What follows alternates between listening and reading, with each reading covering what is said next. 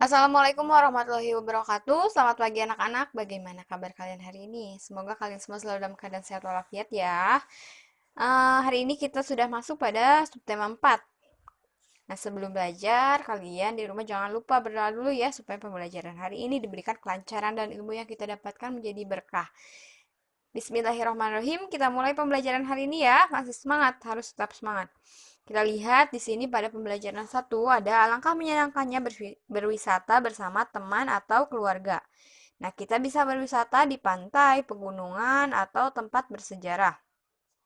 Selama berwisata, kita perlu menjaga kebersamaan. Nah, kegiatan wisata itu ada beberapa jenis ya. Di antaranya itu ada wisata sejarah dan wisata alam. Nah, wisata sejarah itu yakni kita di mana kita mengunjungi tempat-tempat yang memiliki sejarah ya, yang mengandung cerita di masa lampau yang menceritakan cerita atau kejadian-kejadian bersejarah di masa lampau.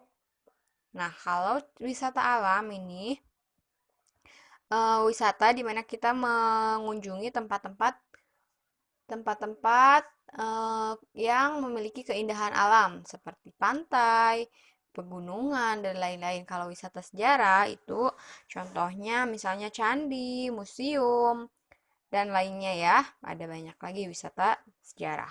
Nah, kita lihat amati gambar berikut ini. Termasuk jenis apakah gambar-gambar tersebut. Kita lihat yang pertama di sini ada gambar pantai ya. Nah, pantai banyak dikunjungi oleh wisatawan. Pemandangan langit dan laut yang luas sangat indah.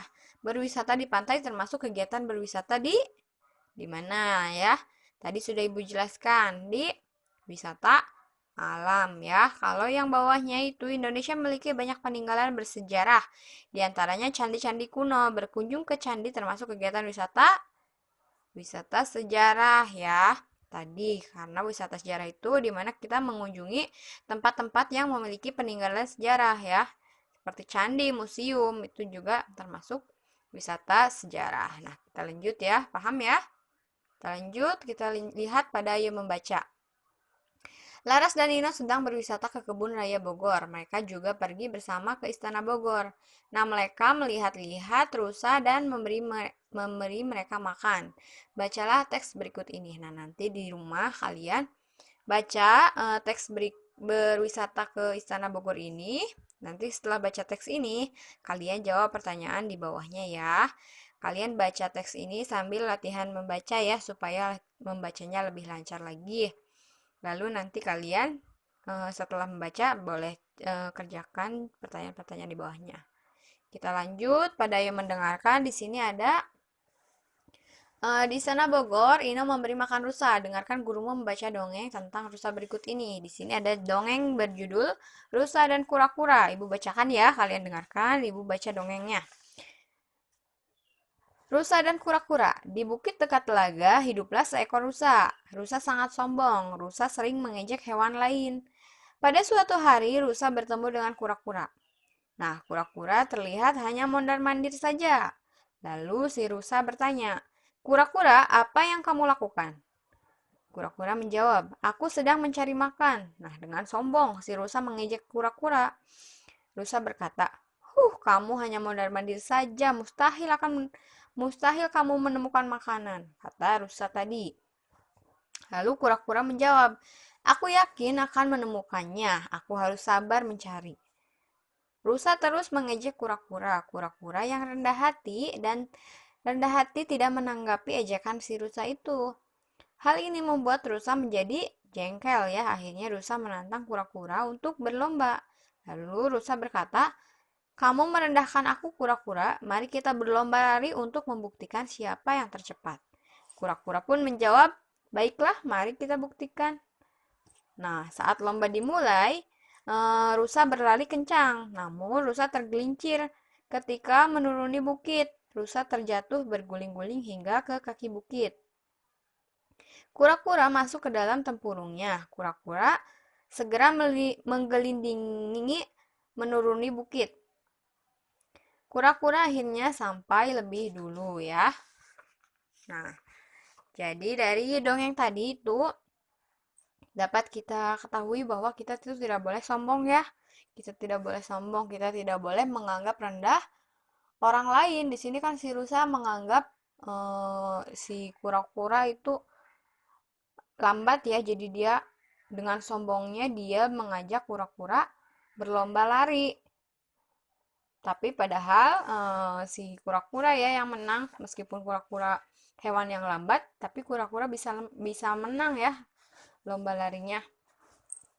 Nah, kita lihat pada halaman selanjutnya di sini ada ayo menulis ya, ayo menulis. Di sini ada kata-kata acak. Nah, nanti kalian susun kata-kata acak ini menjadi sebuah kalimat. Ya, kalimat yang benar. Paham ya? Nanti kalian susun menjadi kalimat yang benar. Nah, untuk yang ayo diskusi, kita lihat diskusi, kita diskusikan bersama ya. Pada dongeng diceritakan tentang sifat kura-kura dan rusa. Nah, si rusa ini bersifat sombong, sedangkan si kura-kura bersifat rendah hati ya, atau tidak sombong. Bagaimana menurutmu sifat kedua tokoh ini?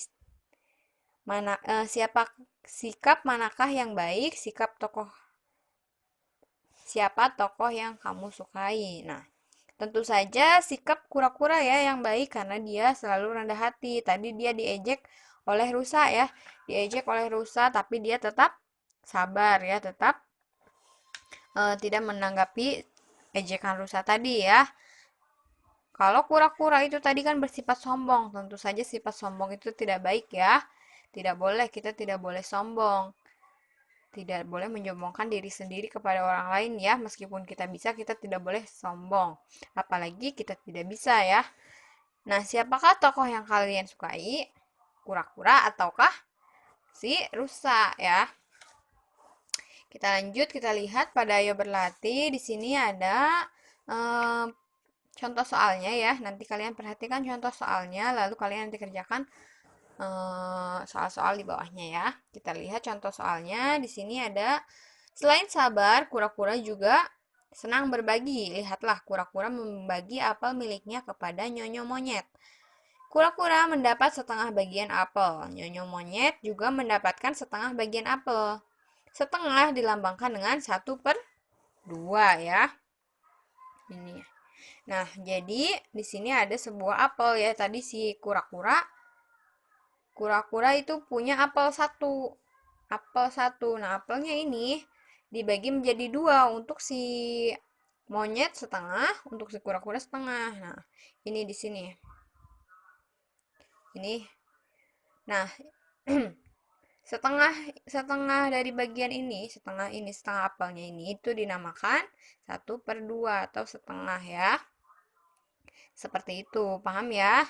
Nanti kalian kerjakan juga untuk yang A di sini. Yang A kalian lihat di sebelahnya di sini kan ada satu apel, ada beberapa buah-buahan ya. Ada beberapa buah-buahan. Nanti kalian lihat jumlah buah-buahannya berapa. Lalu yang ada satu itu ya lalu di situ kalian lihat ada satu apel kan. Yang satu itu ada bagian apel semua ya. Kalian lihat apel itu, buah apel itu berapa bagian dari seluruh buah ya. Misalnya di sini nomor 1 nih, kita lihat. Nomor 1 itu ada 4 buah ya, ada 1 apel dan 3 jeruk. Nah, 1 buah apel ini berapa bagian dari seluruh buah yang ada di kotak merah ini? Ada, berarti kan karena seluruhnya ada 4 buah, berarti 1/4 ya, seperti itu. Kalau yang bawahnya ini ada 1 apel dan 1 tomat. Nanti kalian tentukan buah berapa bagian buah apel pada bagian buah tersebut ya, pada kotak tersebut ya. Paham ya? Kita lanjut. Untuk yang B, di sini kalian tinggal memasangkan gambar bidang. Gambar bidang di sebelah sini. Di sini ke pecahan yang sesuai ya. Misalnya kita lihat gambar pertama ini gambar bidang berapa? Ada berapa bagian? Ada 1, 2, 3, 4. Ada berarti 1/4 ya. 1/4 tuh kemana nih? pasangannya. Berarti kan kalian tinggal tarik garis titik ke sini ya. Nanti kalian tentukan untuk gambar bidang yang ini itu ke pecahan yang sesuai yang mana ya. Nanti kalian tarik garis seperti ini. Ada yang lebih dari satu bidang ya. Ada yang dua ke berapa ya. Nanti kalian cari pasangannya. Nah, untuk yang ini ayo tampilkan, itu tidak usah. Di sini ada contoh-contoh kreasi yang dapat kita buat dari plastisin ya. Nah, segitu tugas dari Ibu hari ini. Nanti kalian kerjakan dengan baik ya. Nanti Ibu list lagi tugasnya, Ibu kirim ke WA. Tetap semangat belajarnya, jangan lupa tetap jaga kesehatan ya. Kita berdoa bersama-sama supaya pandemi segera berakhir ya. Ibu akhiri pembelajaran hari ini. Wassalamualaikum warahmatullahi wabarakatuh.